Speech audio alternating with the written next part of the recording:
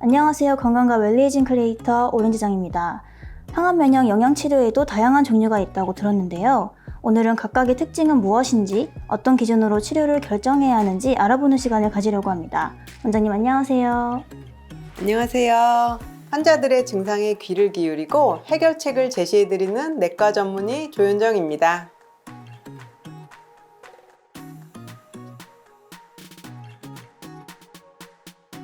항암 면역 영양 치료의 종류에는 어떤 것들이 있나요? 면역력 향상과 항암 치료의 부작용을 치료할 수 있는 보조 영양요법이 있는데 사이모신 알파 1이라는 주사와 고용량 비타민 C, 미슬토 주사, 비타민 D, 셀레늄, 아연, 글루타치온, 알파 리포산 등을 주사하는 방법이 있습니다. 원장님, 사이모신 알파 1에 대해 설명 부탁드립니다. 네, 우리 몸 중 흉선이라는 면역 담당 기관이 있는데요. 이곳에서 강력한 면역 조절 물질인 사이모신 알파1이 나옵니다. NK셀, 즉 내추럴 킬러 셀이라고 하는 그 면역세포가 있는데 면역세포와 T세포를 포함한 다양한 면역세포를 자극하여 면역력을 높이는 역할을 합니다. 사람이 나이가 들수록 흉선의 부피가 줄어들고 사이모신 알파1의 분비도 줄어들어 면역력도 감소하게 됩니다.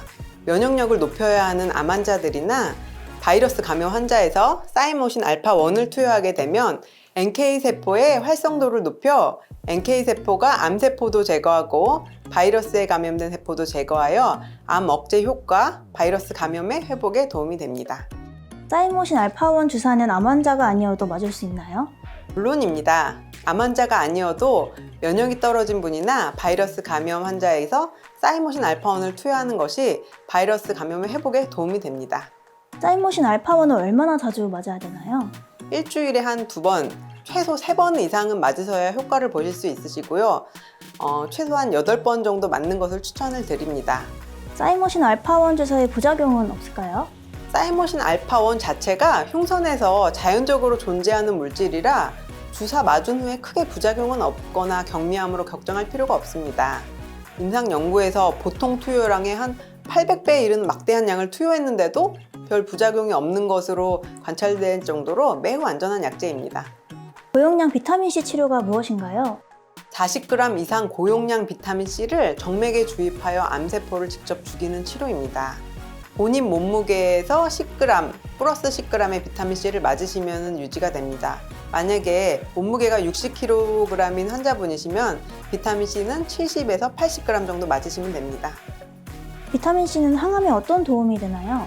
암세포는 포도당을 주로 에너지원으로 사용하는데 비타민C는 포도당과 구조식이 비슷합니다. 암세포 내에 비타민C가 들어가게 되면 과산화수소랑 수산화기가 발생되는데요. 과산화수소, 수산화기는 이게 독성을 나타내서 암세포를 파괴하는 역할을 합니다. 그 외에 비타민C는 콜라겐의 전구체로 콜라겐을 형성하여 암의 전이를 막아주는 역할도 합니다. 그러니까 암 주위로 콜라겐이란 방어막을 형성해서 암이 퍼지는 것을 막는 기전입니다. 원장님, 셀레늄이란 무엇인가요?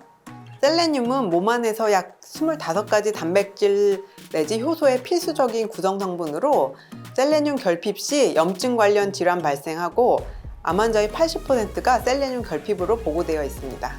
셀레늄은 항암에 어떤 도움이 되나요?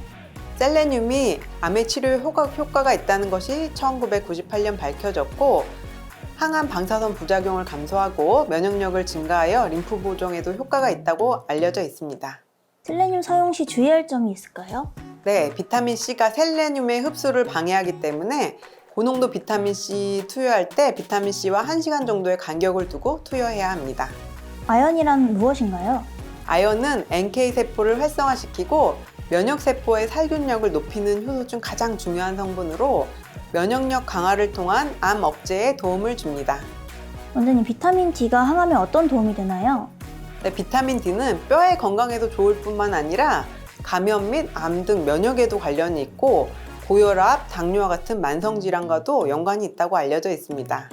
비타민 D는 하루에 1500에서 2000 IU 정도 섭취하여야 30 나노그램 per ml를 유지할 수 있는데 종합 비타민제에는 비타민 D가 100에서 200 IU 정도 들어있어 따로 전용 제제를 드시거나 3개월에 한 번씩 주사로 보충하는 것도 좋은 방법입니다. 글루타치온이란 무엇인가요?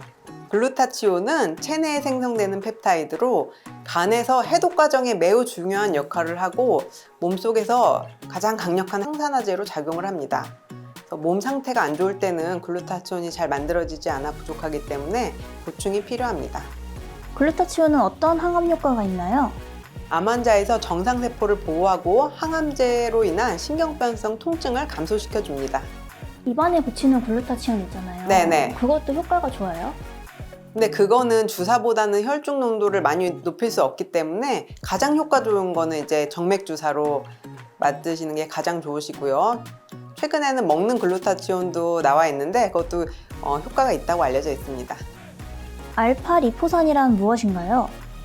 글루타치온과 마찬가지로 강력한 항산화제로 알려져 있는데 그 알파 리포산은 당뇨병성 신경병증, 그다음에 체지방 분해에 효과가 있습니다.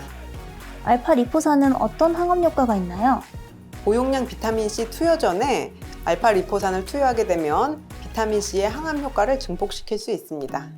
알파 리포산을 먼저 맞으시고 비타민C를 맞으시면 그 알파 리포산이 비타민C를 세포 내로 더 많은 양을 흡수시키게 돼서 비타민C의 농도를 증폭시키게 됩니다. 그래서 알파 리포산 먼저 맞으시고 비타민C 이렇게 맞으시고요. 그다음에 글루타치온 또 같은 날에 맞으시면 안 됩니다. 흡수를 방해한다기보다 고용량 비타민C와 글루타치온의 기전이 상충될 수 있어서 같은 날은 안 맞도록 되어 있습니다. 정말 다양한 항암 면역 영양 치료에 대해 알아보았는데요. 마지막으로 항암 환우분들께 한마디 해주시는 것을 끝으로 마무리하겠습니다. 네, 암 환자분들 기본 치료 잘 받으신 후에 고용량 비타민C나 사이모신 알파1, 아연, 셀레늄, 비타민 D 등 면역 영양 치료도 추천드리고 이제 합병증이 발생했을 때는 글루타치온, 알파 리포산 등 영양 치료를 받으시면 그 암을 좀 더 잘 이겨내실 수 있으실 것 같습니다.